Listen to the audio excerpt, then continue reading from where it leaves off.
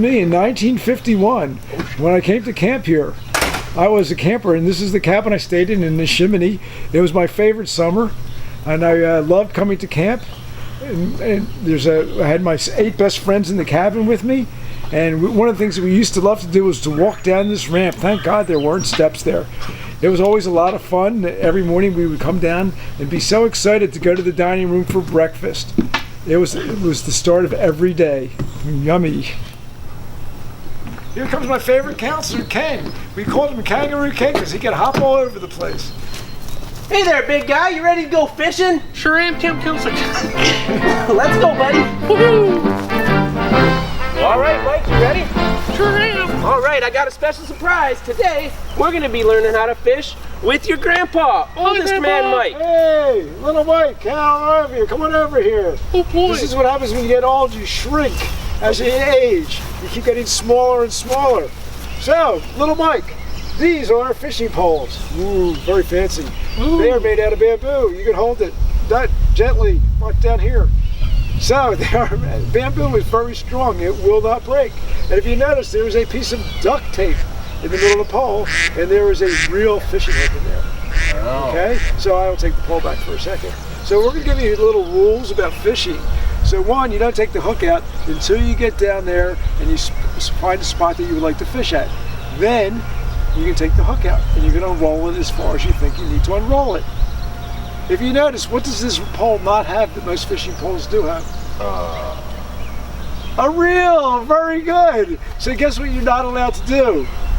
You're not allowed to cast. Because if you cast, one of two things are going to happen. You're going to hook the person sitting next to you, or you're going to the hook is going to wind up in your ear. And if it winds up in your ear, you know what happens? No, I have to reach into my pocket. Little Mike, what happened to your voice? Pull my pliers out. Pull the hook.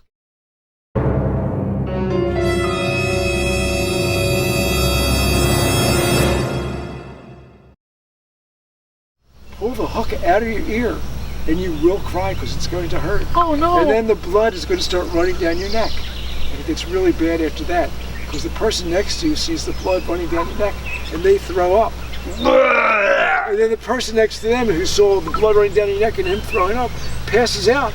And they fall, they pass out and they fall and they hit their head on the concrete. And it splits open and their brains are all out on top of the sidewalk over there.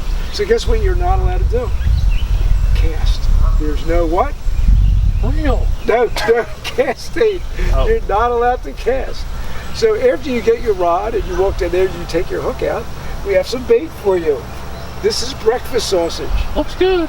Yes, you're not allowed to eat it. There's no eating the bait. This has been sitting out here for 3 days. This is bait, not food for you, so there's no eating the bait.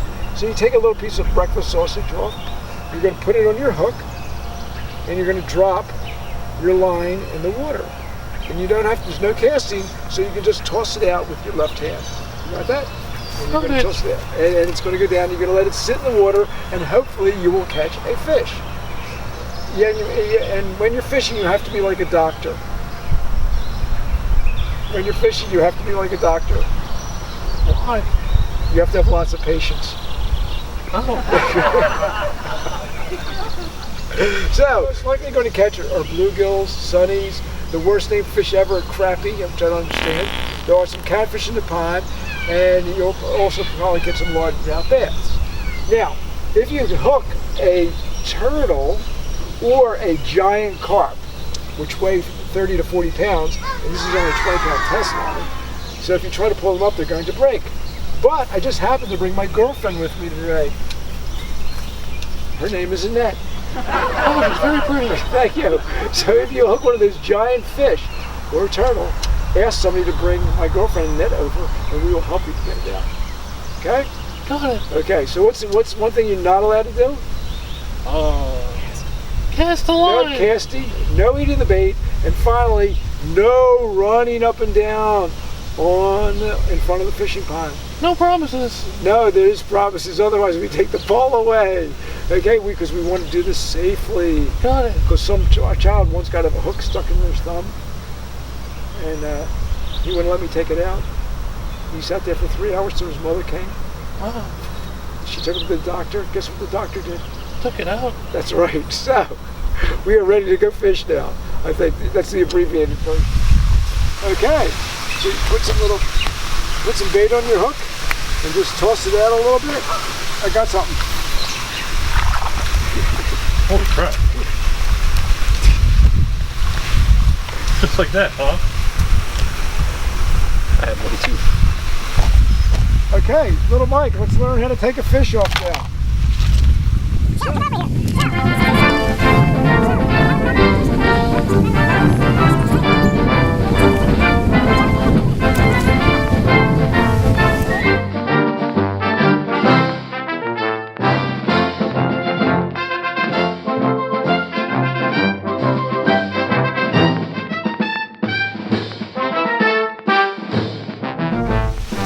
little Mike, this was Billy was caught here. He's a largemouth bass.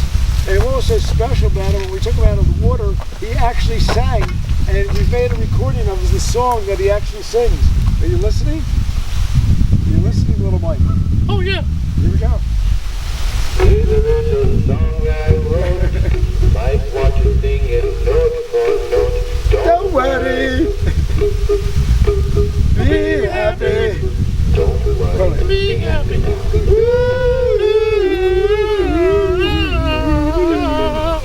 worry. Be happy. Don't worry. Be happy.